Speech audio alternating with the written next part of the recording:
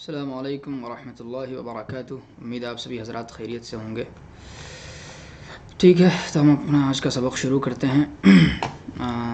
رحمۃ اللہ الواسعہ شرح حجۃ اللہ البالغہ کے صفحہ نمبر 176 پر ہیں ہم۔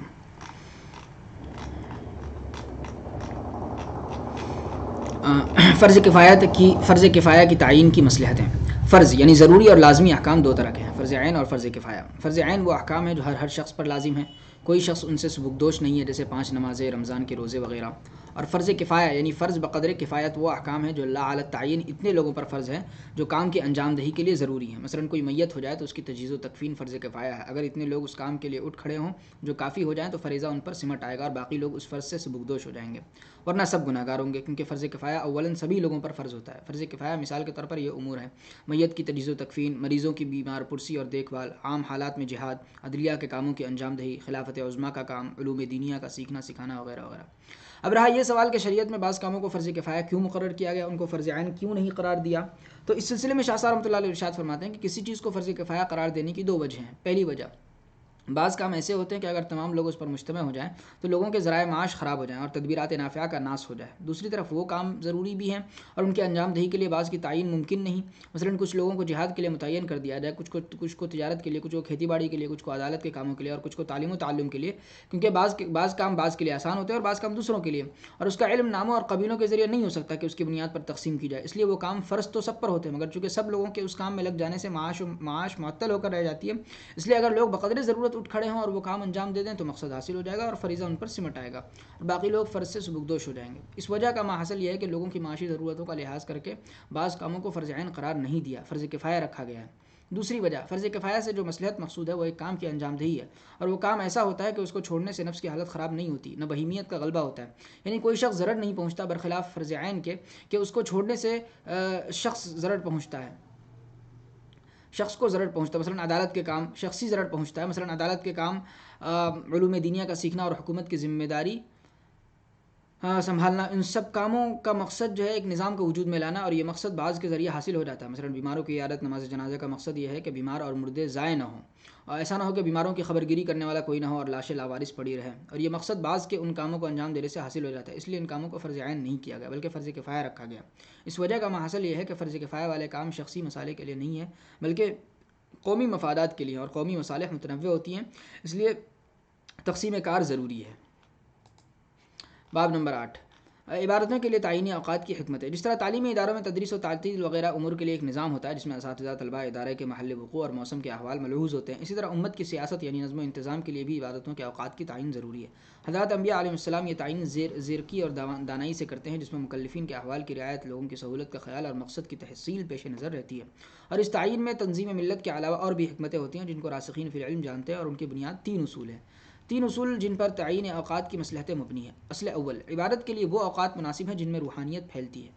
پہلے اسی مبحث کے باب 4 کے آخر میں یہ بات تفصیل سے بیان کی جا چکی ہے کہ اللہ تعالیٰ کی اطلاقی شان زمان و مکان کی قید سے بالا تر ہے، لیکن بے شمار روایات سے یہ بھی ثابت ہے کہ بندوں کی مصلحت کی خاطر اللہ تعالیٰ کی اطلاقی شان تقیید کو قبول کرتی ہے، یعنی خاص زمانے اور خاص مکان کے ساتھ اللہ تعالیٰ کا تعلق قائم ہوتا ہے۔ بعض اوقات میں اللہ تعالیٰ اپنے بندوں سے قریب ہوتے ہیں، بعض اوقات میں اللہ تعالیٰ کے سامنے بندوں کے اعمال پیش کیے جاتے ہیں، بعض اوقات میں حوادث اور دیگر احوال متجددہ یعنی نئے نئے حالات مقدر فرماتے ہیں، اگرچہ ان احوال متجددہ کی حقیقت کی اصل بجز اللہ تعالیٰ کے کوئی نہیں جانتا، مگر یہ تجدد اور تعلق حادث بے شمار نصوص سے ثابت ہے اور سب لوگوں کو معلوم ہے۔ درج ذیل روایات سے یہ حقیقت آشکارا ہوتی ہے۔ متفق علیہ روایت ہے کہ جب رات کا آخری تہائی حصہ باقی رہ جاتا ہے تو ہمارے پروردگار ہر شب آسمان دنیا پر اترتے ہیں۔ مسلم شریف میں روایت ہے کہ لوگوں کے اعمال ہفتے میں 2 بار پیش کیے جاتے ہیں، 2 شنبہ کو اور 5 شنبہ کو۔ حضرت صلی اللہ علیہ وسلم نے شعبان کی 15ویں شب کے بارے میں ارشاد فرمایا، بے شک اللہ تعالیٰ اس رات میں جھانکتے ہیں، اور ایک روایت میں ہے کہ اللہ تعالیٰ اس رات میں آسمان دنیا پر نزول فرماتے ہیں۔ حاصل کلام یہ ہے کہ یہ بات ضروریات دین میں سے ہے کہ جبروت میں کچھ ایسے مخصوص اوقات ہیں جن میں زمین میں روحانیت پھیلتی ہے، یعنی عنایت ربانی زمین کی طرف منعطف ہوتی ہے، اور ان اوقات میں زمین میں کچھ قوت مثالیہ جاری و ساری ہوتی ہے، یعنی عالم بالا سے رحمتوں اور برکتوں کا فیضان ہوتا ہے، اور عبادتوں اور دعاؤں کی قبولیت کے لیے ان مقدس اوقات سے بہتر اور عمدہ کوئی وقت نہیں ہوتا۔ ان اوقات میں معمولی محنت بھی نتیجہ خیز ثابت ہوتی ہے، اور ادنا سعی بھی بہیمیت کو ملکیت کے تابع بنا دیتی ہے، اور ملائے اعلیٰ اس روحانیت کے پھیلنے کو اور اس قوت مثالیہ کے جاری ساری ہونے کو نجومیوں کی طرح آسمانی دوروں کے حسابات سے نہیں پہچانتے، بلکہ وہ اس کا پتہ ذوق و وجدان سے لگا لیتے ہیں، اور اس کی صورت یہ ہوتی ہے کہ ان کے قلوب میں کوئی چیز چھپتی ہے جس سے وہ جان لیتے ہیں کہ بارگاہ مقدس میں کوئی فیصلہ ہوا ہے اور وہ نازل ہونے والا ہے، اور اب روحانیت کا فیضان ہونے والا ہے، اور اس قسم کے دیگر امور بھی وجدان سے جان لیتے ہیں، اور علم کے اسی طریقے کو حدیث شریف میں چکنے پتھر پر لوہے کی زنجیر کے معنی سے تعبیر کیا گیا ہے۔ یہ بخاری شریف کی روایت ہے اور مشکات شریف باب الکہانت میں ہے۔ حضرت صلی اللہ علیہ وسلم نے ارشاد فرمایا: اذا قضى الله الامر في السماء ضربت الملائكة باجنحتها خضعانا لقوله كانه سلسلة على صفوان الحدیث، کہ جب اللہ تعالیٰ آسمان میں کسی بات کا فیصلہ کرتے ہیں تو فرشتے اپنے پر پھڑپھڑاتے ہیں اللہ کے ارشاد کے سامنے انقیاد ظاہر کرتے ہوئے، گویا وہ فیصلہ چکنے پتھر پر زنجیر ہے۔ اور حضرت انبیاء علیہ السلام کے دلوں میں وہ علوم یعنی روحانیت کے پھیلنے کا اور قوت مثالیہ کے جاری ساری ہونے کا علم ملائے اعلیٰ کی طرف سے چھپتے ہیں، پس وہ بھی ان کو وجدان سے جان لیتے ہیں، آسمانی دوروں کے حسابات سے نہیں جانتے۔ پھر وہ حضرات اپنی والی پوری کوششیں کر کے ان اوقات کے لیے احتمالی جگہ تجویز کرتے ہیں، یعنی ان روحانیت سے استفادہ کن کن اوقات میں کیا جا سکتا ہے ان کی تعین کرتے ہیں، اور لوگوں کو ان ساعات کی حفاظت کا حکم دیتے ہیں۔ ظہور روحانیت کے اوقات اور نمازوں کے لیے ان کی تعین۔ عنایات ربانی اور روحانیت کے پھیلنے کے اوقات تین طرح کے ہیں۔ نمبر ایک، بعض اوقات سال میں ایک بار آتے ہیں، جیسے عرفہ کے دن کی، ایام عید کی، عاشورہ، شب عید اور شب قدر وغیرہ کی روحانیت سال میں ایک بار پھیلتی ہے۔ سورۃ الدخان آیت نمبر 3 سے 6 میں شب قدر کی روحانیت کا تذکرہ ہے۔ اس رات میں آسمان دنیا پر قرآن کی روحانیت کا نزول ہوا ہے، اور ہر سال اس رات میں پرحکمت معاملات طے پاتے ہیں۔ اس رات میں سب سے زیادہ روحانیت پھیلتی ہے، جس کی تفصیل سورۃ القدر میں ہے۔ جس سال شب قدر میں آسمان دنیا پر قرآن کا نزول ہوا تھا، اتفاق سے وہ رات رمضان میں تھی، یعنی حضرت ابن مسعود رضی اللہ تعالیٰ عنہ کے ارشاد کے بموجب شب قدر پورے سال میں گھومتی ہے، مگر نزول قرآن کے سال وہ رات رمضان میں آئی تھی۔ سورۃ البقرہ آیت نمبر 198 رمضان میں نزول قرآن کی صراحت ہے۔ بعض بابرکت گھڑیاں ہر ہفتے آتی ہیں، جیسے ہفتے میں ایک خفیف ساعت تھوڑا وقت ہے جس میں دعاؤں اور عبادتوں کی قبولیت کی امید ہوتی ہے، اور آخرت میں اسی گھڑی میں اللہ تعالیٰ تجلی فرمائیں گے اور بندوں سے نزدیک ہوں گے۔ یہ گھڑی جمعہ کے دن میں آتی ہے، اور آپ نے یہ تعین 3 قرائن سے فرمائی ہے۔ ایک، جمعہ کے دن میں بعض اہم واقعات پیش آئیں، جیسے آدم علیہ السلام کی تخلیق، ان کا جنت میں داخلہ، ان کا جنت سے نکالا جانا، زمین پر اتارنے کے واقعات جمعہ میں پیش آئیں، اور قیامت بھی جمعہ کے روز برپا ہونے والی ہے۔ دوم، کبھی ملائے سافل کے ذریعے چوپایوں کو اس ساعت کی عظمت کا علم ہو جاتا ہے تو وہ خوفزدہ اور مرعوب ہو جاتے ہیں، جیسے کوئی ہولناک آواز سنتا ہے تو گھبرا جاتا ہے۔ سوم، خدا حضرت صلی اللہ علیہ وسلم نے جمعہ کے دن میں اس ساعت کا مشاہدہ فرمایا۔ فائدہ، متفق علیہ روایت ہے کہ جمعہ کے دن میں ایک ایسی ساعت ہے کہ اگر اتفاقاً کوئی مسلمان بندہ اس ساعت میں کوئی خیر کی چیز مانگ لے تو وہ اس کو ضرور دے دی جاتی ہے، اور مسلم کی روایت میں یہ اضافہ ہے کہ وہ ساعت خفیفہ بہت تھوڑا وقت ہے، اور ایک متفق علیہ روایت میں یہ ہے کہ بندہ کھڑا ہو اس ساعت میں نماز پڑھ رہا ہو اور کوئی خیر کی چیز مانگے تو وہ ضرور دی جاتی ہے۔ امام اعظم امام احمد رحمہ اللہ کے نزدیک وہ گھڑی جمعہ کے دن عصر کی نماز کے بعد سے غروب آفتاب کے درمیان آتی ہے، اور حضرت امام شافعی رحمۃ اللہ علیہ کے نزدیک یہ گھڑی امام کے جمعہ کے لیے نکلنے کے وقت سے نماز پوری ہونے کے درمیان آتی ہے۔ اکثر احادیث سے پہلی رائے کی تائید ہوتی ہے اور بعض احادیث سے دوسری رائے کی تائید ہوتی ہے، بس دونوں ہی وقتوں میں اس گھڑی کو ڈھونڈنا چاہیے۔ نمبر 3، بعض اوقات میں روزانہ روحانیت پھیلتی ہے۔ یہ روحانیت دوسری روحانیوں سے کمزور ہوتی ہے، اور جو حضرات ملائے اعلیٰ سے علم حاصل کرتے ہیں، یعنی حضرات انبیاء کے ازواق، اس پر متفق ہے کہ وہ گھڑیاں 4 ہیں۔ پہلی ساعت، سورج نکلنے سے اور سورج ڈوبنے سے کچھ پہلے روحانیت پھیلتی ہے۔ متفق علیہ روایت میں ہے کہ تمہارے پاس رات کے فرشتے اور دن کے فرشتے باری باری آتے ہیں، وہ نماز فجر اور نماز عصر میں اکٹھا ہوتے ہیں، پھر وہ فرشتے آسمان پر چڑھ جاتے ہیں جنہوں نے تم میں رات گزاری، بس ان کے رب ان سے پوچھتے ہیں، اور وہ بندوں کے احوال خوب جانتے ہیں کہ تم نے میرے بندوں کو کس حال میں چھوڑا۔ فرشتے جواب دیتے ہیں کہ ہم ان کو نماز پڑھتا ہوا چھوڑ کر آئے ہیں، جب ہم گئے تھے اس وقت بھی وہ نماز پڑھ رہے تھے۔ اسی طرح جب دن کے فرشتے چڑھتے ہیں تو ان سے بھی یہی بات دریافت کی جاتی ہے، اور وہ بھی یہی جواب دیتے ہیں۔ ان قرآن الفجر کان مشہودا، اور حضور صلی اللہ علیہ وسلم نے ان قرآن الفجر کان مشہودا کی تفسیر میں ارشاد فرمایا کہ فجر کی نماز میں رات کے فرشتے اور دن کے فرشتے حاضر ہوتے ہیں، اور ملائکہ کی حاضری رحمت کی علامت ہے، چنانچہ طلوع شمس سے قبل فجر کی نماز اور غروب سے پہلے عصر کی نماز رکھی گئی ہے۔ دوسری ساعت، زوال کے وقت، یعنی جب سورج سر پہ آ کے ڈھل جائے اس وقت بھی روحانیت پھیلتی ہے۔ حضور صلی اللہ علیہ وسلم سورج ڈھلنے کے بعد ظہر سے پہلے کی 4 رکعتیں پڑھتے تھے، اور ارشاد فرماتے کہ یہ ایک ایسی گھڑی ہے جس میں آسمان کے دروازے کھولے جاتے ہیں، اور میں پسند کرتا ہوں کہ اس وقت میں میرا کوئی نیک عمل چڑھے، چنانچہ اس وقت میں ظہر کی نماز رکھی گئی۔ تیسری ساعت، غروب کے وقت، یعنی غروب سے پہلے جو روحانیت پھیلتی ہے وہ غروب کے بعد تک باقی رہتی ہے، اس لیے اس وقت میں مغرب کی نماز رکھی گئی، مگر درمیان میں ایک مصلحت سے بوقت غروب نماز ممنوع ہوئی ہے جس کا تذکرہ ابھی آ رہا ہے۔ اور نماز مغرب میں تعجیل اس لیے مطلوب ہے کہ جو وقت گزرتا جاتا ہے وہ روحانیت مزمحل ہوتی چلی جاتی ہے۔ ٹھیک یہی صورتحال صبح میں ہے، طلوع سے پہلے جو روحانیت پھیلتی ہے اس کا اثر بعد تک باقی رہتا ہے، مگر درمیان میں عین طلوع کے وقت نماز اسی مصلحت سے ممنوع ہوئی ہے جس مصلحت سے بوقت غروب عصر کی نماز ممنوع ہوئی ہے۔ اور جب سورج میں روشنی بھر جاتی ہے تو اشراق کے نفل رکھے گئے ہیں، کیونکہ ابھی تک قبل طلوع والی روحانیت باقی ہے، اور چاشت کی نماز فقہاء و محدثین کے نزدیک بعین ہی اشراق کی نماز ہے، وہ کوئی علیحدہ نماز نہیں ہے، اور اس وقت میں کوئی فرض نماز اس لیے نہیں رکھی گئی کہ یہ کاروبار شروع کرنے کا وقت ہے۔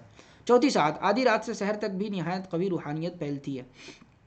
حدیث شریف میں ہے کہ بے شک رات میں یقیناً ایک ایسی ساعت ہے جس میں اگر کسی مسلمان شخص کی موافقت ہو جائے اور وہ اس میں دنیا اور آخرت کوئی بھلائی مانگ لے تو وہ ضرور اس کو دی جاتی ہے، اور وہ گھڑی ہر رات آتی ہے۔ اور آپ صلی اللہ علیہ وسلم سے دریافت کیا گیا کہ کون سی دعا سب سے زیادہ سنی جاتی ہے، آپ نے فرمایا درمیانی رات کی دعا۔ اور بحقی رحمۃ اللہ علیہ نے شعب الایمان میں یہ روایت بیان کی ہے کہ بہترین نماز آدھی رات کی نماز ہے، اور اس کے ادا کرنے والے بہت کم ہیں۔ غرض مذکورہ اوقات میں اور ان سے کچھ پہلے اور ان کے کچھ بعد روحانیت پھیلتی ہے اور برکت ظاہر ہوتی ہے، اور تمام ارباب ملل جانتے ہیں کہ مذکورہ بالا اوقات میں عبادتوں کی قبولیت کی بہت زیادہ امید ہے۔ البتہ مجوس نے دین میں تحریف کر ڈالی اور اللہ کی بندگی چھوڑ کر سورج کی بندگی شروع کر دی، کیونکہ سورج علویات میں سب سے بڑا روشن کرہ ہے، جس سے بلا واسطہ یا بالواسطہ عالم کا چپا چپا فیضیاب ہوتا ہے۔ اسی بنا پر ستارہ پرست اقوام نے اسے اپنا معبود اعظم قرار دیا، پس حضرت صلی اللہ علیہ وسلم نے تحریف کے اس سوراخ کو بند کر دیا اور طلوع غروب اور استوا کے وقت نماز کی ممانعت فرما دی، تاکہ آپ کی امت بھی اللہ کی بندگی چھوڑ کر سورج کی بندگی میں نہ لگ جائے، اور نمازوں کے لیے ایسے اوقات مقرر فرمائے جو ظہور رحمت کے اوقات سے دور نہیں تھے اور جن میں نماز ادا کرنے سے مقصود بھی فوت نہیں ہوتا تھا۔ اور رات کے آخری حصے میں کوئی نماز فرض نہیں کی گئی، کیونکہ اس میں امت کے لیے دشواری تھی، اس کی جگہ سونے سے پہلے عشاء کی نماز رکھی گئی اور اس کی تاخیر کو پسند کیا گیا تاکہ وہ اوقات رحمت سے زیادہ قریب ہو جائے۔ نیز آدمی جو کام کر کے سوتا ہے یا اٹھتے ہی جس کام کی نیت رکھتا ہے، نیند کی حالت میں دل و دماغ میں اس کے اثرات باقی رہتے ہیں۔ چنانچہ حدیث شریف میں فرمایا گیا کہ جس نے عشاء اور فجر کی نمازیں باجماعت ادا کی تو یہ ایسا ہے جیسے رات بھر عبادت کی، البتہ رات کے اس حصے میں نفلیں اور تہجد رکھی گئی، ان کی خوف ترغیب دی گئی اور ان کی خوب ترغیب دی گئی، جیسا کہ اوپر روایت میں گزرا۔ اور ان کے علاوہ بھی تہجد کی فضیلت میں متعدد روایت ہیں، اور قرآن کریم میں سورہ روم آیت نمبر 17-18 میں نمازوں کے ان اوقات کی طرف اشارہ آیا ہے۔ ارشاد پاک ہے فسبحان اللہ حین تمسون وحین تصبحون وله الحمد فی السماوات والارض وعشیا وحین تظہرون۔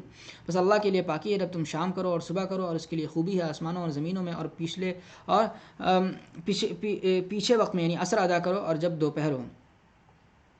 حضرت شاہ صاحب رحمۃ اللہ علیہ نے ترجمہ قرآن کے فوائد میں لکھا ہے کہ مراد یہ ہے کہ ان اوقات میں سے ہر وقت میں رذائل سے اللہ تک اللہ کی پاکی کے اور خوبیوں کے ساتھ اللہ کے اتصاف کے دلائل نئے سامنے آتے ہیں، اس لیے ان اوقات میں نماز ادا کرنے کا حکم ہوا۔ علاوہ ازیں قرآن کریم میں اور بھی متعدد آیات ہیں جن میں اوقات خمسہ کی طرف اشارے آئے ہیں۔ چنانچہ شاہ صاحب رحمۃ اللہ علیہ فرماتے ہیں کہ میں نے اس سلسلے میں بہت کچھ مشاہدہ کیا ہے، یعنی ان اوقات میں روحانیت کے پھیلنے کا آپ نے خوب مشاہدہ کیا ہے۔ اصل 2، عبادت کے لیے مناسب اوقات وہ ہیں جو عبادت گزاروں کے احوال کے موافق ہوں۔ عبادت کے لیے تعین اوقات میں اس بات کا پاس و لحاظ رکھنا ضروری ہے کہ اوقات عبادت گزاروں کے مناسب حال ہوں، اور یہ چیز 4 باتیں پیش نظر رکھنے سے حاصل ہوں گی۔ پہلی بات، اللہ تعالیٰ کی طرف متوجہ ہونے کا بہترین وقت وہ ہے جب انسان طبی اور ذہنی تشویشات سے فارغ ہو۔ طبی تشویشات جیسے بےتاب کرنے والی بھوک، معدے کا غذا سے کھچا کھچ بھرا ہوا ہونا، نیند کے بھوت سر پہ سوار ہونا، تھکن سے نڈھال ہونا اور چھوٹے یا بڑے استنجا کا شدید تقاضا ہونا۔ ذہنی تشویشات جیسے کانوں کا واہی تواہی خبروں سے اور شور و غوغا سے بھرا ہوا ہونا، نگاہوں کا مختلف قسم کی صورتوں سے اور دل فریب رنگوں سے بھرا ہوا ہونا، اور اس قسم کی دیگر مشوشات۔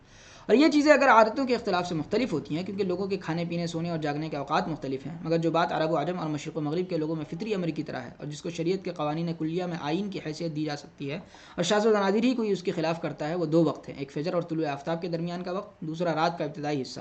ان 2 وقتوں میں آدمی تشویشات سے فارغ ہوتا ہے۔ دوسری بات، جس طرح لوہے پر زنگ آ جاتا ہے، اس کو جلا دینے کے لیے مانجنے کا سامان ضروری ہوتا ہے، اسی طرح دل بھی زنگ آلود ہو جاتا ہے اور اس کی صفائی کے لیے بھی آلہ صقل کی ضرورت ہوتی ہے، تاکہ دل پر جو زنگ جم گیا ہے اس آلے کے ذریعے اس کو دور کیا جائے۔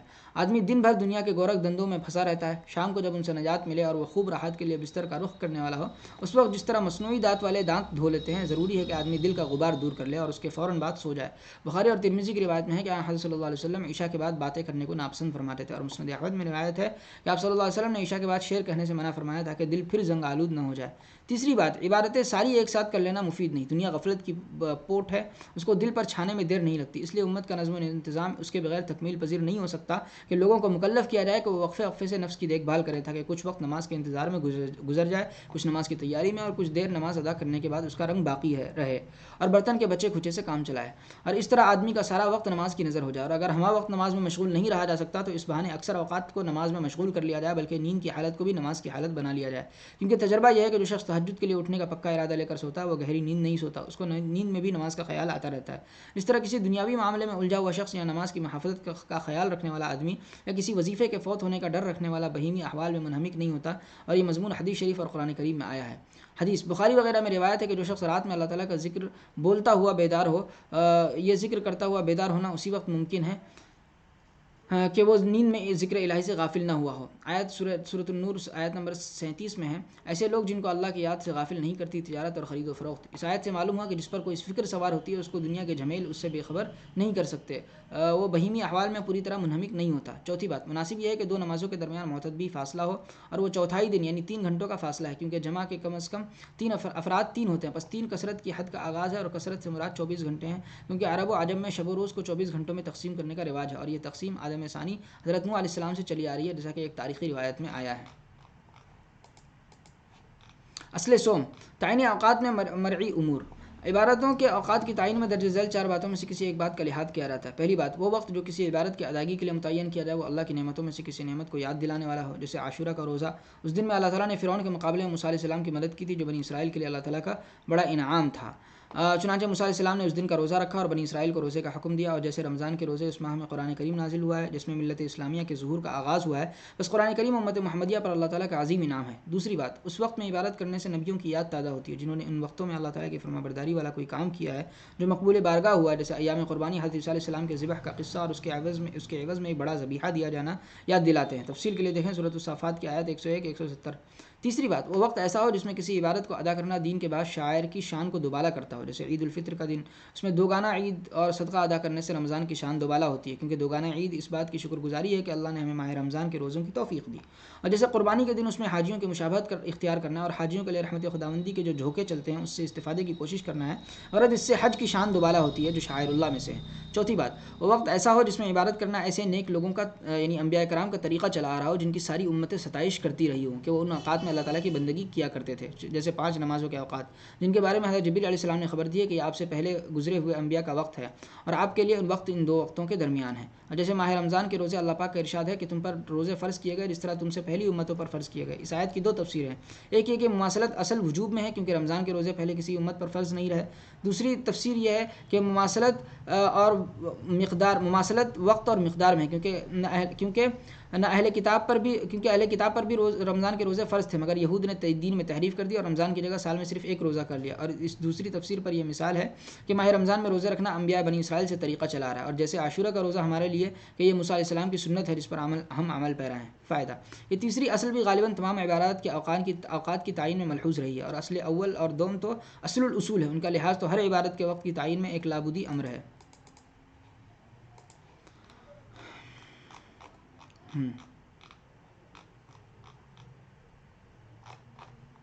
باب نمبر 9، عدد یعنی گنتی، جیسے 1 2 3 الخ مقدار، یہ اندازہ صرف گنتی عدد ہے، اس کے ساتھ معدود کا لحاظ بھی کیا جائے تو وہ مقدار ہے، جیسے 5 کتابیں 10 بکریاں۔ احکام شرعیہ میں کہیں اعداد و مقادیر استعمال کیے گئے، جیسے بلی برتن میں منہ ڈال دے تو برتن 1 بار دھویا جائے، بڑے استنجا کے لیے 3 دھیلے لے کر جائے، کتا برتن میں منہ ڈال دے تو اس کو 7 بار دھویا جائے، 1 بار مٹی سے مانجا جائے۔ فرض نمازوں کے بعد 10 مرتبہ سبحان اللہ، 10 مرتبہ الحمدللہ اور 10 مرتبہ اللہ اکبر کہنا۔ فرض نمازوں کے بعد 33 بار سبحان اللہ، 33 بار الحمدللہ، 34 بار اللہ اکبر کہنا۔ ہر فرض نماز کے بعد 33 بار سبحان اللہ، 33 بار الحمدللہ، 33 بار اللہ اکبر اور 10ویں مرتبہ لا الہ الا اللہ، اور 100ویں مرتبہ لا الہ الا اللہ وحدہ لا شریک لہ لہ الملک ولہ الحمد وہو علی کل شیء قدیر کہنا۔ اسی طرح سونے چاندی کی زکوٰۃ کے نصاب میں 200 درہم اور 20 مسقال، اور اونٹ گایوں اور بکریوں کے نصاب زکوٰۃ کے مقادیر۔ اسی طرح ہر ماہ میں 3 نفل روزوں کی فضیلت وغیرہ سینکڑوں روایات میں جن میں اعداد و مقادیر وارد ہوئے ہیں، ان میں کیا مصلحت ہے، یہ اس باب کا موضوع ہے۔ شاہ صاحب فرماتے ہیں کہ شریعت نے جو بھی عدد مقرر کیا ہے، جو بھی مقدار خاص کیا اور اسی جیسا دوسرا عدد دوسری مقدار نہیں لی، اس میں حکمت و مصلحت ہے، اگرچہ اس تعین کا اصل مدار حدس یعنی تاڑنے پر ہے، یعنی انبیاء علیہ السلام اپنی خداداد فراست سے جو عدد یا مقدار مناسب خیال فرماتے ہیں وہ مقرر کرتے ہیں۔ انبیاء تعین مقدار کے وقت 2 باتیں پیش نظر رکھتے ہیں، ایک مکلفین کے احوال کہ ان کے لیے کتنی مقدار مناسب ہے، دوسری تنظیم ملت کے لیے کون سا عدد یا مقدار سزاوار ہے، لیکن مع اسی کے ساتھ ساتھ اس معینہ مقدار میں اور بھی حکمتیں اور مصلحتیں ہیں جو 3 اصول پر مبنی ہیں جو درج ذیل ہیں۔ پہلی اصل، طاق عدد کی رعایت۔ طاق عدد ایک مبارک عدد ہے، دلیل نقلی و عقلی۔ وطر یعنی طاق عدد ایک مبارک عدد ہے، لہذا جب تک اس سے کام بنتا ہو کسی دوسرے عدد کی طرف تجاوز نہیں کیا جائے گا۔ اور طاق عدد کی فضیلت کی دلیل نقلی و روایت ہے جو ترمذی اور ابو داؤد اور نسائی میں ہے کہ اللہ تعالیٰ وطر ہیں، ذات میں بھی کہ انقسام کو قبول نہیں کرتے، صفات میں بھی کہ ان کے مانند کوئی نہیں، اور افعال میں بھی کہ ان کا مددگار کوئی نہیں، اور وہ وطر کو یعنی طاق عدد کو پسند کرتے ہیں، یعنی عامل سے اس کو قبول فرماتے ہیں، اس پر ثواب دیتے ہیں۔ پس وطر ادا کرو تم اے قرآن والو، یعنی اے حافظ و تہجد ادا کرو اور اس کے بعد وطر پڑھو۔ اس سے حدیث سے ثابت ہوا کہ اللہ تعالیٰ کو طاق عدد پسند ہے، اور یہ بات اس کی فضیلت کے لیے کافی ہے۔ اور دلیل عقلی یہ ہے کہ وطر حقیقی ایک ہے، اور اس کے بعد جتنے اعداد ہیں وہ 2 طرح کے ہیں، جفت اور طاق۔ جفت وہ اعداد ہیں جو برابر 2 حصوں میں تقسیم ہو جاتے ہیں، جیسے 4 6 وغیرہ، اور طاق وہ اعداد ہیں جو برابر حصوں میں تقسیم نہیں ہوتے، جیسے 3 5 وغیرہ۔ اور جفت و طاق دونوں عدد میں ہر ایک میں اگرچہ ایک کا عدد موجود ہوتا ہے، مگر ایک سے اقرب طاق عدد ہے، اس لیے ایک کی طرح ہر طاق عدد بھی اللہ تعالیٰ کو محبوب ہے، بس وہ مبارک عدد ہے۔ اور دلیل عقلی کی تفصیل یہ ہے کہ ہر کثرت یعنی ایک کے بعد تمام اعداد کا مبدا یعنی شروع ہونے کی جگہ وحدت یعنی ایک کا عدد ہے، اور یہ بات بدیہی ہے، کسی دلیل کی محتاج نہیں۔ اور کثرتوں میں یعنی ایک کے بعد کے تمام اعداد میں وحدت یعنی ایک سے اقرب وہ عدد ہے جو طاق ہو، اور اس کی اقربیت کی دلیل یہ ہے کہ عدد کا ہر مرتبہ یعنی کوئی سا عدد ہو اس میں ایک وحدت غیر حقیقی یعنی وحدت اعتباری ضروری ہوتی ہے، جس کی وجہ سے عدد کا وہ مرتبہ بنتا ہے یعنی معرض وجود میں آتا ہے۔ مثلا 10 نام ہے 10 اکائیوں کے مجموعے کا، 5 اور 5 کے مجموعے کا نام نہیں ہے، نہ 9 اور 1 کے مجموعے کا نام ہے، نہ 4 اور 4 اور 2 کے مجموعے کا نام ہے۔ یہی حال دیگر اعداد کا بھی ہے کہ وہ اکائیوں کا مجموعہ ہے، اور 10 میں کثرت حقیقیہ اور وحدت اعتباریہ ہے، اس اعتبار سے کہ اس میں 10 اکائیاں جمع ہیں کثرت حقیقیہ ہے، اور اس اعتبار سے کہ ان 10 اکائیوں کو ایک مان لیا گیا ہے اور ایک خاص عدد بن گیا ہے جو 9 سے اوپر 11 سے نیچے ہے، اس اعتبار سے اس میں وحدت اعتباری ہے۔ اور یہ وحدت اعتباریہ تمام اعداد میں خواہ و جفت ہوں یا طاق، وحدت حقیقیہ یعنی ایک کا نمونہ اور اس کی میراث ہے، یعنی ہر عدد چونکہ اکائیوں کا مجموعہ ہے اس لیے وہ وحدت حقیقیہ کا نمونہ ہے اور اس کی میراث ہے، یعنی ایک کے طفیل میں ہر عدد کو وحدت اعتباریہ نصیب ہوئی ہے، اور ہر طاق عدد میں اس وحدت اعتباریہ کے ساتھ ایک اور وحدت بھی ہوتی ہے جو اس وحدت اعتباریہ کے مانند ہوتی ہے، یعنی وہ بھی ایک اعتباری چیز ہے، اور وہ دوسری وحدت اعتباریہ اس طاق عدد کا دو صحیح مساوی عددوں کی طرف منقسم نہ ہونا ہے۔ بس طاق عدد میں دو اعتباری وحدتیں جمع ہوئی ہیں، اس لیے ہر طاق عدد وحدت حقیقیہ سے یعنی ایک سے جو تمام اعداد کا مبدا ہے جفت عدد کی بنسبت اقرب ہوا، اور مبدا سے قرب حق تعالیٰ سے قرب ہے، کیونکہ حق تعالیٰ تمام مبداؤں کا مبدا ہے، اور جو عدد وحدت میں جس قدر کامل ہوگا وہ اللہ کی خصوصیات کو اپنانے والا ہوگا۔ مشہور روایت ہے تخلقوا باخلاق اللہ، یہ روایت ان لفظوں سے تو غالباً ثابت نہیں مگر اس کا مضمون متعدد صحیح روایات سے ثابت ہے، پس اس روایت کا حال لا برہبانیت فی الاسلام جیسا ہے کہ الفاظ تو ثابت نہیں مگر مضمون ثابت ہے، اور بندوں کو اللہ والی خوبیاں اپنانے کا حکم اس لیے ہے کہ اس سے مشابہت پیدا ہوتی ہے۔ بس جو انسان جس درجہ اللہ تعالیٰ کی صفات کمالیہ اپنے اندر پیدا کیے ہوئے ہوگا وہ اسی قدر محبوب الہی ہوگا، اور وہ وتر حقیقی یعنی ایک، اور اس کی بدولت ہر طاق عدد اپنے اندر ایک گنا یکتائی لیے ہوئے ہے، اس لیے وہ اللہ کو پسند ہے اور وہ بابرکت عدد ہے۔ مقادیر شرعیہ میں 1، 3، 7 اور ان سے ترقی یافتہ اعداد لیے گئے ہیں۔ پہلے اعداد کے سلسلے میں چند تمہیدی باتیں ذہن نشین کر لیں۔ پہلی بات، ایک کے عدد ہونے میں اختلاف ہے، کوئی اس کو عدد مانتا ہے اور وہ عدد کی تعریف یہ کرتا ہے کہ کمیۃ تطلق علی الواحد وما یتألف منہ، یعنی عدد وہ کم منفصل ہے جس کا اطلاق ایک اور اس سے مرکب ہونے والے اعداد پر کیا جاتا ہے۔ حضرت شاہ صاحب بھی ایک کو عدد مانتے ہیں اور یہی رائے صحیح ہے، اور جن لوگوں نے عدد کی تعریف کی ہے نصف مجموع الحاشیتین، دو جانبوں کے مجموعے کا آدھا، وہ ایک کو عدد نہیں مانتے کیونکہ ایک سے اوپر کچھ نہیں۔ یہ حضرات کہتے ہیں کہ ایک عدد نہیں ہے اگرچہ اس سے تمام اعداد مرکب ہوتے ہیں، جیسے متکلمین کے نزدیک جوہر فرد جسم نہیں ہے جو الذی لا یتجزا، اگرچہ اس سے تمام اجسام مرکب ہوتے ہیں۔ اس تعریف کی روح سے اگر ایک عدد نہیں رہتا تو یہ تعریف نظر ثانی کی محتاج ہے، ایک کا عدد ہونا تو اظہر من الشمس ہے، اور نظیر خود متکلم فی ہے۔ دوسری بات، اصول اعداد 9 ہیں، باقی تمام اعداد فروعات ہیں، اور یہ اصل اعداد دو قسم کے ہیں، طاق اور جفت۔ طاق وہ اعداد ہیں جو دو برابر حصوں میں تقسیم نہیں ہوتے، وہ یہ ہیں 1، 3، 5، 7، 9، اور جفت وہ اعداد ہیں جو دو برابر حصوں میں تقسیم ہوتے ہیں، اور وہ یہ ہیں 2، 4، 6، 8۔ پھر جو جفت دو کے ذریعے آخر تک تقسیم ہو جائے وہ کامل جفت ہے، جو جفت آخر تک تقسیم نہ ہو وہ جفت طاق کے مشابہ ہے۔ تو 12 اور 6 کا یہی حال ہے، 12 کو 6 سے تقسیم کریں گے، 12 کو 2 سے تقسیم کریں گے تو 6 حاصل ہوں گے، اور پھر 6 کو 2 سے تقسیم کریں گے تو 3 حاصل ہوں گے اور تقسیم رک جائے گی۔ اس طرح 6 کو 2 سے تقسیم کریں گے تو 3 حاصل قسمت آئے گا اور تقسیم رک جائے گی۔ پس 12 اور 16 ایسے جفت عدد ہیں، 12 اور 6 ایسے جفت عدد ہے جو طاق کے مشابہ ہیں، اور 2، 4، 8 کی تقسیم آخر تک چلی جائے گی، پس یہ کامل جفت ہیں۔ اسی طرح طاق عدد اگر کسی بھی صورت تقسیم نہ ہو سکے تو وہ کامل طاق ہے، اور جو کسی بھی طرح تقسیم ہو جائے وہ طاق جفت کے مشابہ ہے، اور تقسیم کی صورت یہ ہے کہ اس طاق عدد میں سے ایک کم کر دیا جائے پھر تقسیم کیا جائے۔ اگر وہ 2 جفت میں تقسیم ہو جائے تو وہ طاق جفت کے مشابہ ہے، جیسے 5 اور 9۔ اگر ان میں سے ایک کم کر دیا جائے تو 4 اور 8 رہ جائیں گے، جن کو 2 سے تقسیم کیا جائے تو وہ 2 جفت حاصل ہوں گے۔ بس 5 اور 9 اگرچہ طاق عدد ہیں مگر جفت کے مشابہ ہیں، اور 9 میں تو ایک خاص بات اور بھی پائی جاتی ہے، اور وہ یہ کہ 9 اگرچہ 2 سے تقسیم نہیں ہوتا مگر 3 سے تقسیم ہو سکتا ہے، پس وہ ایک اور جہت سے بھی جفت کے مشابہ ہو گیا۔ تیسری بات، صرف 1 اور 3 اور 7 ہی ایسے طاق اعداد ہیں جو ہر جہت سے طاق ہے، ایک تو ایک ہے اس کی تقسیم کا تو کوئی سوال ہی نہیں، 3 اور 7 کو بھی اگر ایک کم کر کے تقسیم کریں گے تو وہ 2 جفت عدد حاصل نہیں ہوں گے بلکہ طاق عدد حاصل ہوں گے۔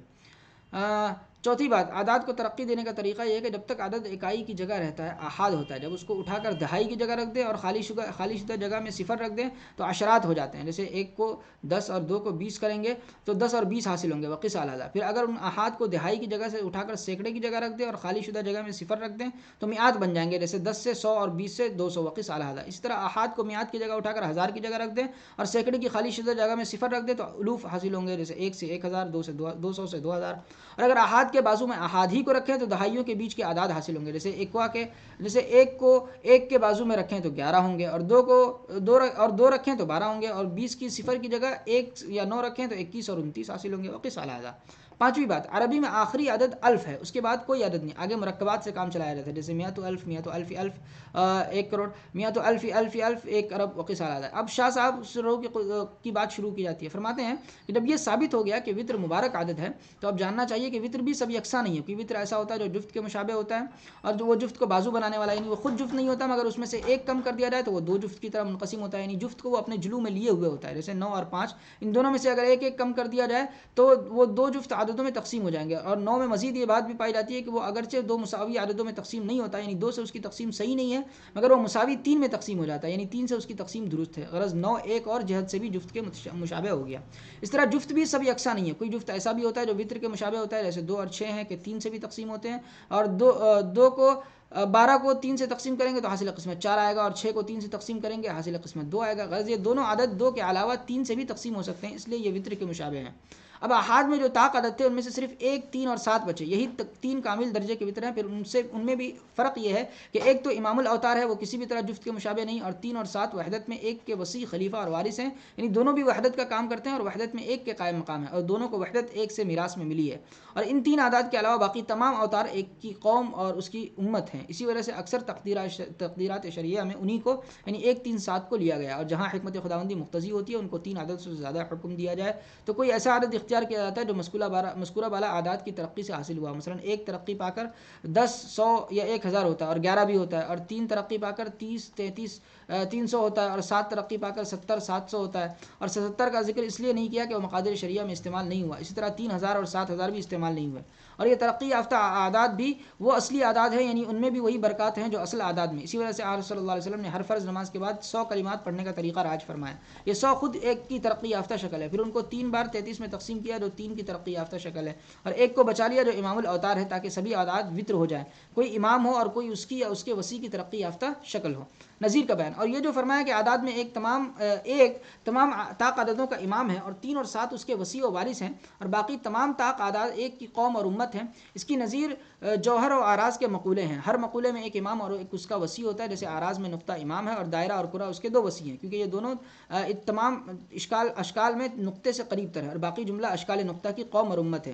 اس کی تفصیل یہ ہے کہ نقطہ خط کے کنارے کو کہتے ہیں، اور وہ ایسا عرض ہے جو کسی طرح بھی تقسیم کو قبول نہیں کرتا، پس وہ بسیط ہے، اور کرہ ہر وہ گول چیز ہے جس کے بالکل بیچ میں اگر ایک نقطہ فرض کیا جائے تو اس سے سطح کی طرف نکلنے والے تمام خطوط مستقیمہ برابر ہوں۔ اور دائرہ فن اقلیدس کی کرہ جیسی ایک گول شکل ہے جو مصباح اللغات کے شروع میں دیکھی جا سکتی ہے، اور دیگر اشکال بھی اسی لغت کے شروع میں دی گئی ہے۔ دونوں میں فرق یہ ہے کہ کرہ جسم کے ساتھ قائم شکل کا نام ہے اور دائرہ محض ایک شکل ہے، باقی دونوں میں کوئی فرق نہیں۔ اس کے بعد جاننا چاہیے کہ نقطوں کی ترتیب سے خط پیدا ہوتا ہے، اور خطوط کی ترتیب سے سطح، اور سطوح کی ترتیب سے جسم وجود میں آتا ہے جو جہات ثلاثہ میں تقسیم کو قبول کرتا ہے، اور سطح صرف طول اور عرض میں تقسیم کو قبول کرتی ہے، اور خط صرف طول میں تقسیم قبول کرتا ہے، اور نقطہ مطلق تقسیم نہیں کرتا۔ اس کے بعد جاننا چاہیے کہ کرہ اور دائرہ ایک خط سے وجود پذیر ہوتے ہیں، بس وہ بھی صرف طول میں تقسیم قبول کریں گے، اس لیے وہ نقطے سے اقرب ہوئے جو کسی طرح بھی تقسیم قبول نہیں کرتا۔ اور اس بات کی دلیل کہ دائرہ اور کرہ بھی کسی درجے میں بسیط ہے وہ غیبی واقعہ یعنی مکاشفہ ہے جو شاہ صاحب کے والد ماجد حضرت شاہ صاحب شاہ عبد الرحیم دہلوی نے دیکھا تھا۔ آپ نے دیکھا تھا کہ اللہ تعالیٰ کی صفات حیات و علم و ارادہ اور دیگر تمام صفات الہیہ، یا فرمایا کہ اللہ تعالیٰ کے اسماء حسنہ حی، علیم، مرید اور دیگر اسماء، اور شاہ صاحب رحمۃ اللہ علیہ کو یاد نہیں رہا کہ ان کے والد ماجد نے کون سی بات کہی تھی، روشن دائروں کی شکل میں ان کے سامنے نمودار ہوئے، اور والد صاحب نے صاحبزادے کو آگاہ کیا کہ جب بھی کوئی بسیط چیز جیسے صفات باری تعالیٰ کسی شکل میں متمثل ہوتی ہے تو وہ نقطے سے قریب ترین شکل میں نمودار ہوتی ہے، اور سطح میں نقطے سے قریب ترین شکل دائرہ ہے، اور وہ اجسام میں کرہ ہے۔ والد صاحب کی بات پوری ہوئی اور نظیر کا بیان بھی پورا ہوا۔ اور یہ جو اوپر فرمایا تھا کہ 1، 3، 7 سے ترقی یافتہ جو اعداد ہے وہ بعینی اصل عدد ہے، اس کی وجہ یہ ہے کہ سنت الہی یوں جاری ہے کہ وحدت جب کثرت کی طرف اترتی ہے تو عالم مثال میں دونوں کے درمیان تعلقات اور روابط ہوتے ہیں، پس 1 اور 10، 100 اور 1000 کے درمیان بھی عالم مثال میں روابط ہے، جس کی وجہ سے یہ ترقی یافتہ عدد بھی بعینی ایک کے حکم میں وقیس اعلیٰ ہے، اور منامات اور مکاشفات میں جو واقعات متمثل ہوتے ہیں وہ انہی روابط کے پیش نظر رونما ہوتے ہیں۔ شاہ عبد الرحیم صاحب کے مکاشفے میں جو صفات الہیہ نورانی دائروں کی شکل میں متمثل ہوئی تھی اس کی وجہ دونوں میں بساطت کا تعلق ہے، اور معاملات خداوندی کا ترجمان حضرات انبیاء علیہ السلام ان روابط و تعلقات کا حقائق و معارف ربانی واشگاف کرتے وقت حتی الامکان لحاظ رکھتے ہیں۔ ٹھیک ہے، ہم اگلی کتاب کی طرف بڑھتے ہیں، روایات فلسفہ، جس کے صفحہ نمبر 152 پر ہیں۔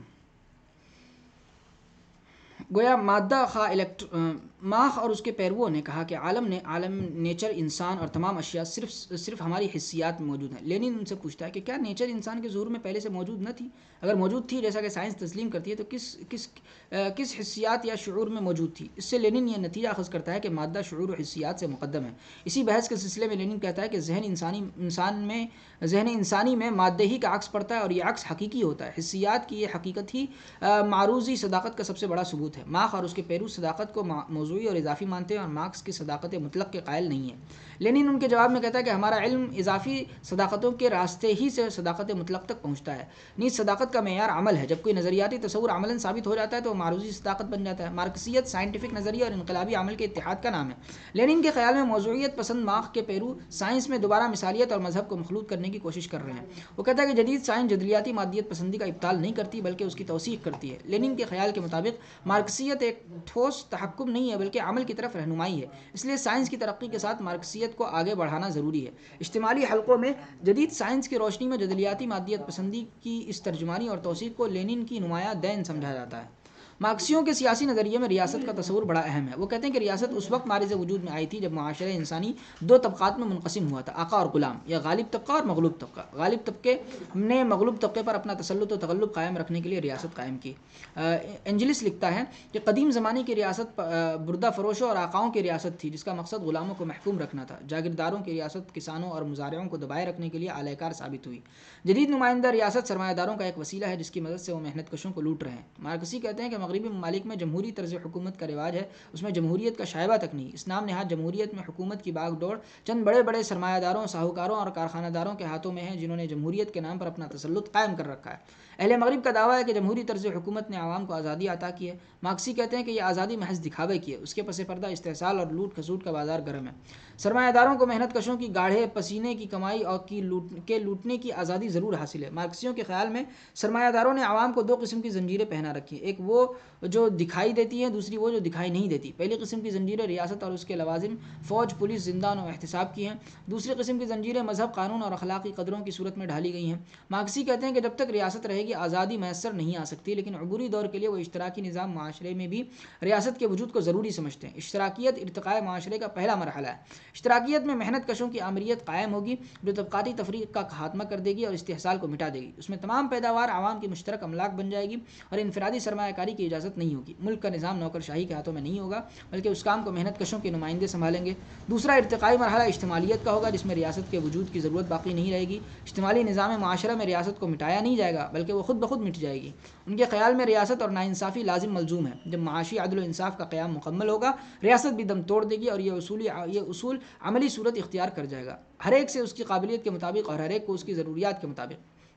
اقتصادیات میں مارکس کا اجتہاد یہ ہے کہ اس نے سرمایہ کے اکٹھا ہونے کے عمل کا تجزیہ کیا اور بتایا ہے کہ فالتو قدر کس طرح سرمایہ میں تبدیل ہو جاتی ہے۔ اپنی مشہور کتاب سرمایہ میں وہ اس بحث کا آغاز جنس کی تعریف سے کرتا ہے۔ وہ کہتا ہے کہ جنس وہ شے ہے جو کسی انسانی ضرورت کو پورا کرتی ہے، نیز اس کا تبادلہ بھی کیا جا سکتا ہے۔ اس لحاظ سے جنس ایک خاص قدر رکھتی ہے۔ مختلف اجناس کے درمیان قدر مشترک یہ ہے کہ وہ انسانی محنت کی پیداوار ہوتی ہے۔ یہ محنت انفرادی نہیں بلکہ اجتماعی حیثیت رکھتی ہے۔ اجناس کی قیمت کو اس محنت سے معین کیا جائے گا جو بحیثیت مجموعی ان پر صرف صرف کی جاتی ہے۔ گویا قدروں کی حیثیت میں تمام اجناس منجمد اوقات محنت ہیں جو ان پر صرف کیے گئے ہیں۔ گزشتہ زمانوں میں مال برائے مال کے تبادلے میں قاعدہ یہ تھا کہ پہلے جنس ہوتی پھر اس کی قیمت لگائی جاتی جس کے بدلے میں دوسری جنس لی جاتی تھی۔ سرمایہ داروں کا معاشی قانون یہ ہے کہ پہلے روپیہ ہوتا ہے پھر وہ جنس کی صورت اختیار کر لیتا ہے۔ اس جنس کو بیچ کر روپے میں تبدیل کیا جاتا ہے جو پہلی رقم سے کہیں زیادہ ہوتا ہے۔ روپے کی اصلی قدر پر جو اضافہ ہوتا ہے اسے مارکس نے فالتو قدر کا نام دیا۔ یہی اضافہ روپے کو سرمایہ میں تبدیل کرتا ہے۔ فالتو قدر اس وقت بنتی ہے جب محنت جنس میں تبدیل ہو جاتی ہے۔ یہ بات ایک مثال سے واضح ہوگی۔ فرض کیجئے کہ ایک مزدور روزانہ 8 گھنٹے کارخانے میں کام کرتا ہے۔ جتنی اجرت اسے ملے گی اس کی قیمت کا مال وہ 3 گھنٹوں میں تیار کر لیتا ہے۔ باقی کے 5 گھنٹوں میں اس کی محنت سے جو مال تیار ہوتا ہے اس کی قیمت کارخانہ دار کی جیب میں جاتی ہے۔ جو کچھ بھی مزدور تیار کرتا ہے اگر اس کی اصل قیمت اسے مل جائے تو ظاہر ہے کہ کارخانہ دار کو کوئی نفع ہی نہیں ہوگا۔ 5 گھنٹے یا فالتو وقت کی محنت مزدور کا کوئی معاوضہ نہیں ملتا۔ اس طرح مزدور نہ صرف اپنی اجرت کی قیمت کا مال تیار کرتا ہے بلکہ ایک فالتو قدر بھی تیار کرتا ہے جو جنس کی صورت میں تبدیل ہو کر کارخانہ دار کے قبضے میں چلی جاتی ہے، جبکہ کارخانہ دار اپنے ہاتھ سے کچھ بھی کام نہیں کرتا۔ گویا اس دور کا کارخانہ دار اپنے مزدوروں سے اسی طرح استفادہ کرتا ہے جس طرح قدیم زمانے میں آقا اپنے غلاموں سے کرتا تھا۔ کئی پہلوؤں سے مزدور کی حالت غلام سے بھی بدتر ہوتی ہے۔ اکثر اوقات مزدور یک فنی مہارت رکھتا ہے، مثلا بلب بنانا ہو تو سالم بلب ایک ہی مزدور نہیں بناتا۔ شیشہ کوئی مزدور تیار کرتا ہے تو تارے کوئی اور بناتا ہے اور ایک جوڑتا کوئی اور ہے۔ اور جوڑتا کوئی اور ہے، چنانچہ مزدور کے لیے کوئی چارہ نہیں رہتا کہ وہ اپنا مخصوص کام کرے ورنہ بھوکوں مر جائے گا۔ مارکس نے سرمایہ میں یہ ثابت کرنے کی کوشش کی ہے کہ فالتو قدر سرمایہ میں تبدیل ہو جاتی ہے، اور اس سرمایہ سے کارخانہ دار نئی کلیں خریدتا ہے، نئے کارخانے لگا کر صنعت و حرفت کو مزید وسعت دیتا ہے۔ روپے یا سرمایہ کی ایک خصوصیت یہ ہے کہ یہ ہمیشہ بے چین رہتا ہے اور برابر بڑھتا رہتا ہے۔ ایک کارخانہ دار ایک ہی کارخانے پر قناعت نہیں کرتا بلکہ اور کارخانے نصب کرتا رہتا ہے۔ بڑے کارخانہ دار چھوٹے کارخانہ داروں کا خاتمہ کر دیتے ہیں اور پھر بڑے کارخانہ دار مل کر اور بڑے کارخانے نصب کرتے ہیں۔ صنعت اور حرفت پر چند گنتی کے خاندانوں کی اجارہ داری ہوتی ہے، لیکن اس کے باوجود سرمایہ دار محنت کشوں کا محتاج رہتا ہے۔ جب محنت کش طبقے میں اپنے حقوق کا شعور بیدار ہو جاتا ہے تو وہ کارخانوں پر قبضہ کر لیتے ہیں اور غاصبوں کی دولت غصب کر لی جاتی ہے۔ مارکسی روایتی مذہب کو قبول نہیں کرتے۔ ان کے خیال میں آغاز تاریخی سے مقتدر اور غالب طبقہ مذہب کو عوام پر اپنا تسلط قائم کرنے کے لیے بطور ایک وسیلے کے استعمال کرتا رہا ہے۔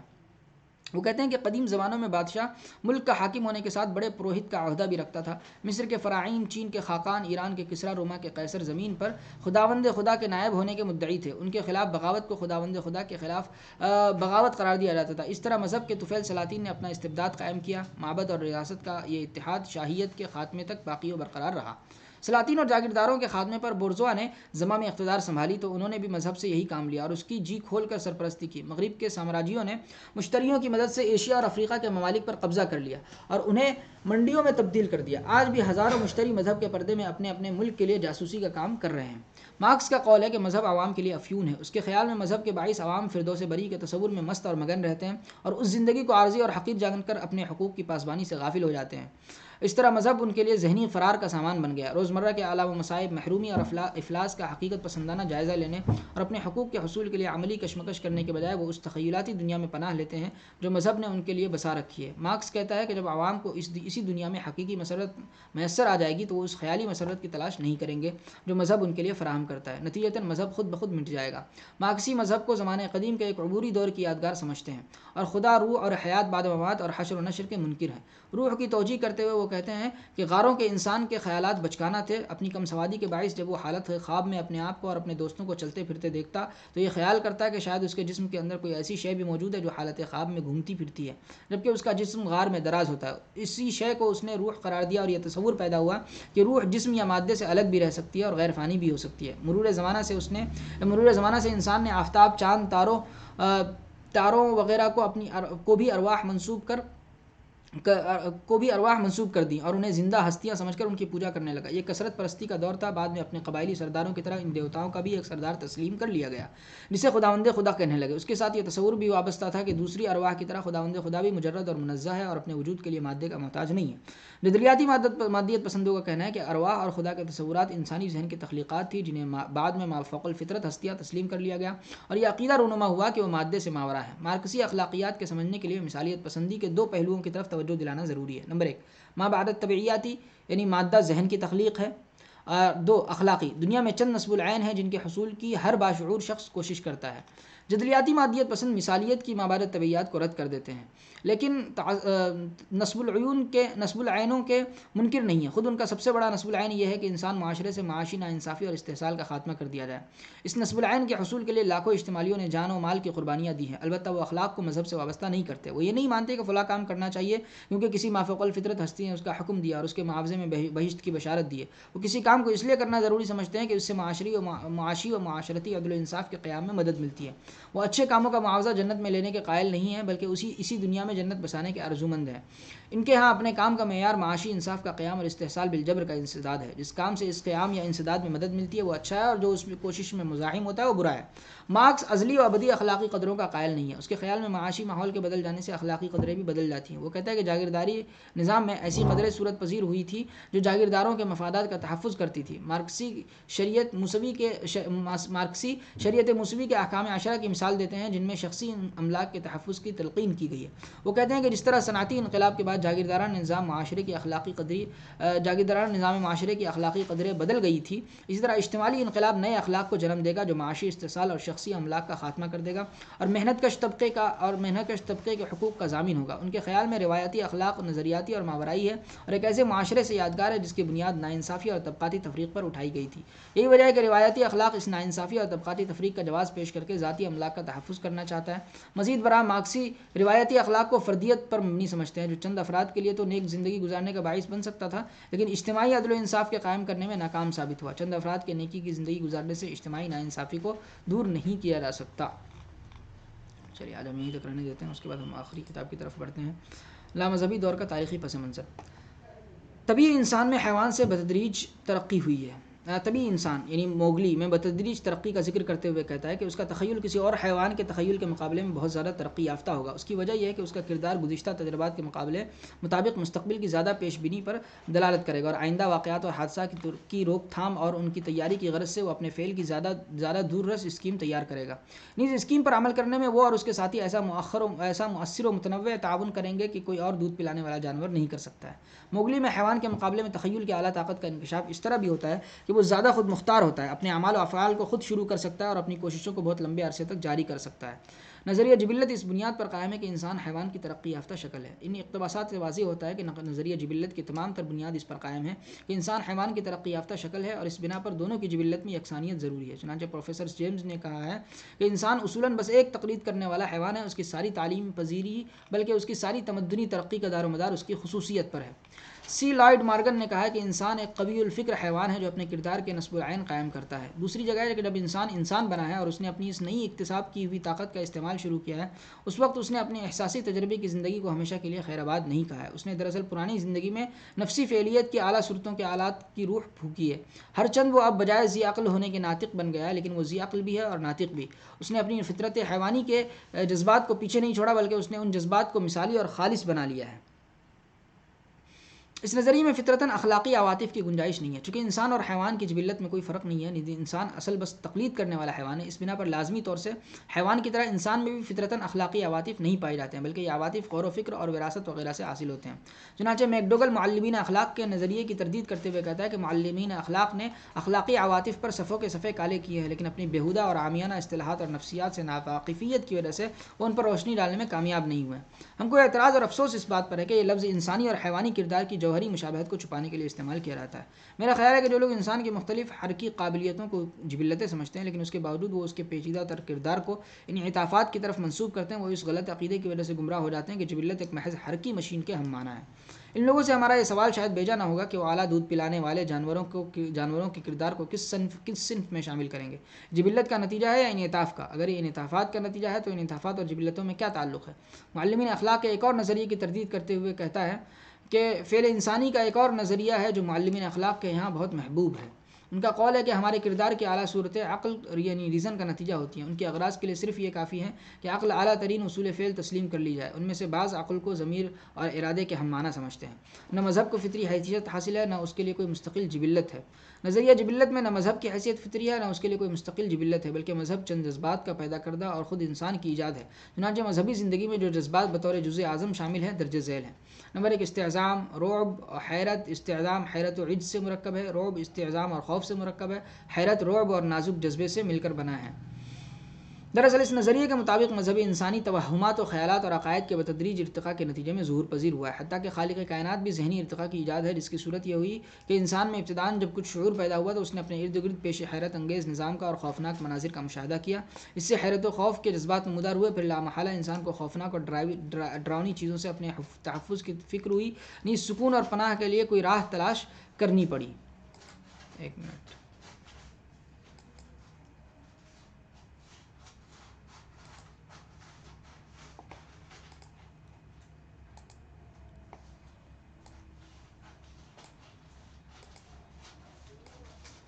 چنانچہ بہت غور و فکر کے بعد یہ بات انسان کے سمجھ میں آئی کہ ان خوفناک اور ڈراؤنی چیزوں کو خوشامد و لجاجت سے راضی کیا جا سکتا ہے۔ یہیں سے پوجا پاٹ کی داغ بیل پڑی اور مختلف اشیاء کی پرستش شروع ہو گئی۔ پھر جس قدر شعور میں ترقی اور ذہنی بلندی حاصل ہوتی گئی، مظاہر فطرت کی پرستش کی نوعیت میں تبدیلی ہوتی رہی۔ بالآخر انسان اپنے تحفظ کی راہ تلاش کرتے کرتے موجودہ مذہب تک پہنچا اور ایک ایسے خدا کا قائل ہو گیا جو تمام طاقتوں کا خالق و مالک ہے۔ غرض مذہب اس طرح انسان کے احساس بے چارگی اور جذبہ خوف سے نمودار ہوا ہے، اس کے تمام مراسم و اعمال خود انسان کے تراشیدہ اور وضع کردہ ہیں۔ مذکورہ بیان میں نظریہ جبلت کی جس انداز سے تشریح کی گئی ہے اس میں خصائص انسانی کے لیے علیحدہ کوئی جبلت تسلیم کی گئی اور نہ کسی ایسی جوہری توانائی کا تذکرہ ہے کہ جس کے بنا پر انسان اور حیوان میں پیدائشی امتیاز قائم ہوتا ہے۔ اس نظریے کا مذہب کے ساتھ سمجھوتا نہیں ہو سکتا۔ اسی طرح مذہب اور اخلاق کا نظام جن بنیادوں پر اب تک چلتا رہا ہے، اس نظریے میں نہ صرف ان کو کوئی حیثیت دی گئی بلکہ نفسیاتی طور پر ان کی بے خونی کی گئی ہے۔ ظاہر ہے کہ ایسی حالت میں مذہب کے ساتھ سمجھوتے کا کوئی سوال پیدا ہوتا ہے اور نہ کسی جز کی تعبیر و تشریح میں ایک گنا مشابہت سے دونوں میں مطابقت کا حکم لگایا جا سکتا ہے۔ نظریہ جبلت میں چند بنیادی خامیاں اور کمزوریاں ذیل میں چند اشارات کیے جاتے ہیں جن سے فطرت انسانی تک اس کی نارسائی واضح ہوتی ہے۔ نمبر 1، خالق کائنات نے کائنات میں انسان کو جو مقام عطا فرمایا اور جس قسم کی تخلیقی اور تنظیمی سرگرمیاں وجود میں آتی رہتی ہیں ان سے واضح ہوتا ہے کہ انسان و حیوان دونوں کی نفسیات میں نمایاں اور بنیادی فرق ہے، اور یہ فرق محض ارتقاء کے نتیجے میں نہیں بلکہ فطری اور خلقی ہے۔ نمبر 2، انسان کو قصد و ارادے کی ایسی مضبوط طاقت عطا ہوئی ہے کہ وہ جبلتوں کی مخالفت کر سکتا ہے اور اس کے طبیعی تقاضے اور مطالبے کو روک سکتا ہے، برخلاف حیوان کے کہ اس میں یہ طاقت نہیں ہے۔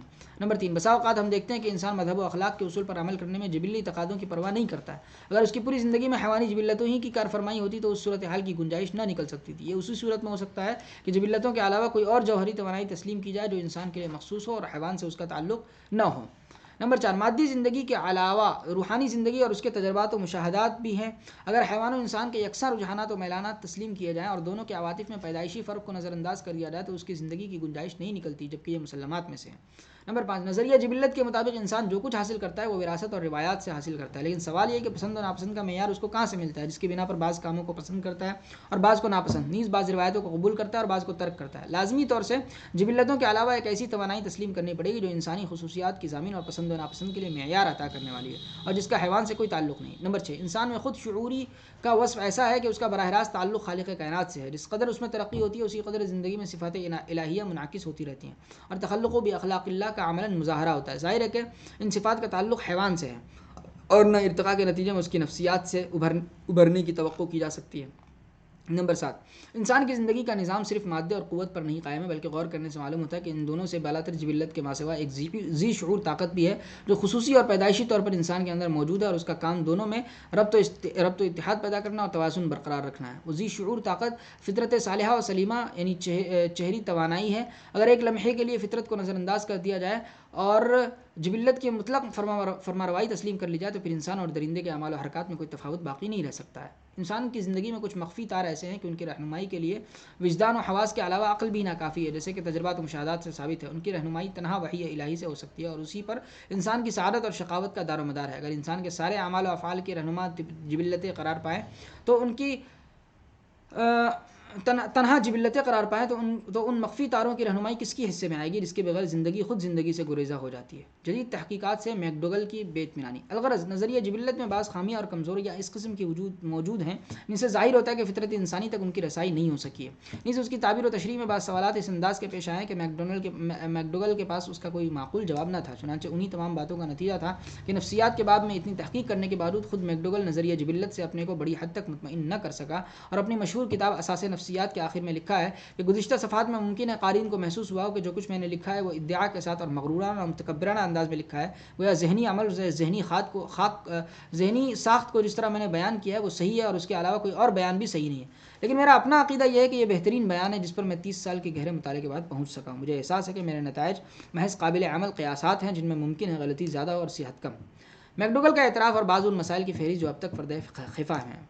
پھر میکڈوگل نے کھلے بندوں اس حقیقت کا اعتراف کیا کہ ذہن و نفس انسانی کے بارے میں اب تک محض ابجد کی تعین سے زیادہ کچھ کام نہیں ہوا۔ بعض ان اہم مسائل کی فہرست پیش کی ہے جو اس کے نزدیک اب تک پردہ خفا میں ہیں۔ جب تک ان سے پردہ نہ ہٹے اس باب کی بیشتر تحقیقات قطعی و حتمی نہیں قرار پا سکتی ہے۔ مثلا نمبر 1، ذہن کی خلقی بنا کی ماہیت اور وسعت کیا ہے؟ اس مسئلے کے دو بڑے حصے ہیں۔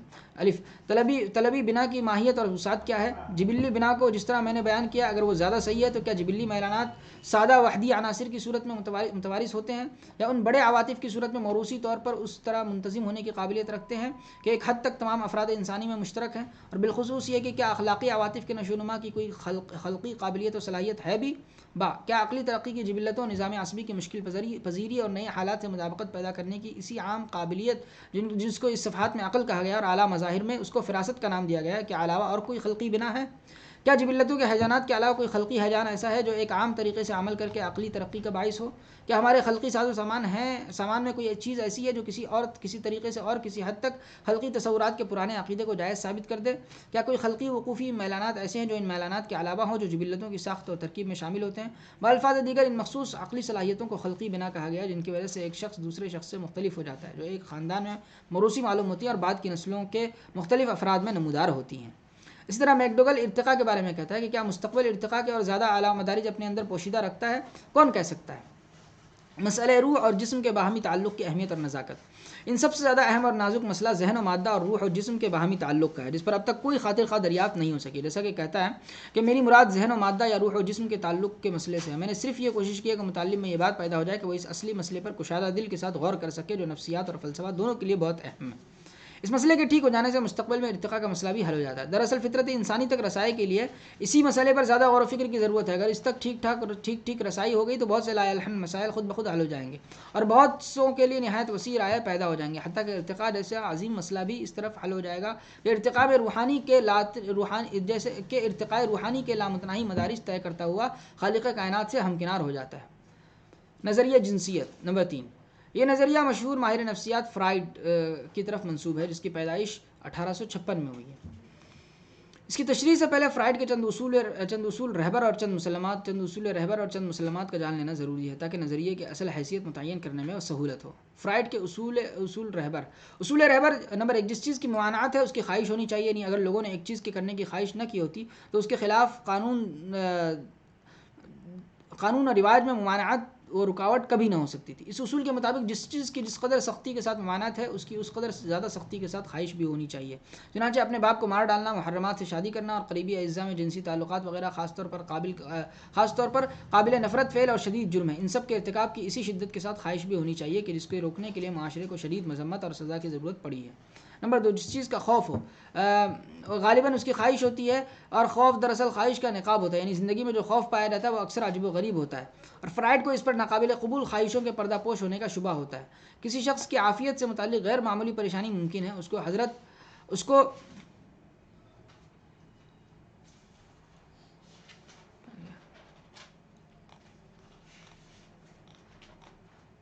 کسی شخصیت کی عافیت سے متعلق غیر معمولی پریشانی ممکن ہے، اس کو مضرت پہنچانے کی غیر شعوری خواہش کا نقاب ہو اور یہ پریشانی اس خواہش پر پردہ ڈالے ہوئے ہو۔ فرائڈ کے چند مسلمات یہ ہیں۔ نمبر 1، اسباب یعنی خواہشوں کی جستجو ماضی میں کرنی چاہیے۔